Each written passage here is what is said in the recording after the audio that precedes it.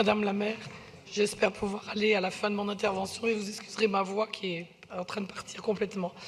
Donc j'interviendrai pour ma part sur le budget du Centre d'action sociale de la ville proposé pour l'année 2019. Après avoir réduit votre contribution l'année dernière en faisant des économies avec l'augmentation des contributions demandées pour le pass Navigo, la subvention augmentera de 17 millions cette année. Le Centre d'action sociale est un pilier de la politique sociale de la collectivité parisienne et je sais le travail très important de la ville dans le domaine de la solidarité. En réalité, l'essentiel de cette augmentation est dédié aux aides sociales facultatives pour 75% et plus particulièrement au financement en année pleine de la gratuité des passes Navigo. Une gratuité, je le rappelle, que vous aviez supprimée il y a quelques années pour lui substituer une participation des usagers que vous aviez choisi d'augmenter par ailleurs, et ce jusqu'à 380 € pour certains.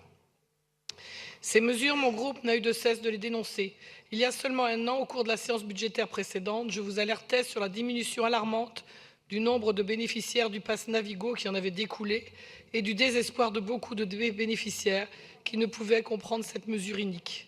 Je me satisfais aujourd'hui de vous avoir convaincu puisque vous avez eu, au cours de vos vœux en janvier dernier, annoncé la gratuité des transports pour certains des seniors de Paris. Évidemment, cette mesure a un coût pour le Centre d'action sociale qu'il s'agit de compenser aujourd'hui. Le deuxième poste de dépense de fonctionnement du CASVP concerne le personnel dont vous précisez que 90% intervient auprès des usagers. Je suis préoccupée sur ce sujet.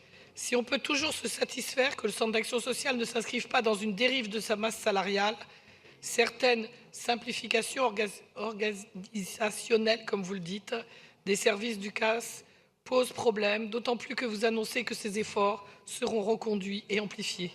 Que nous réserve la suite?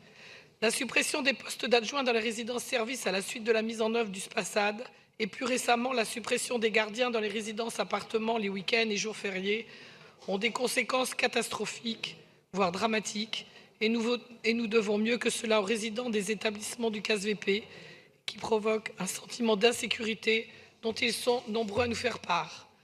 Mon groupe soutient la rationalisation de la dépense publique, mais pas au détriment d'un accueil de qualité des personnes hébergées dans nos résidences. Non.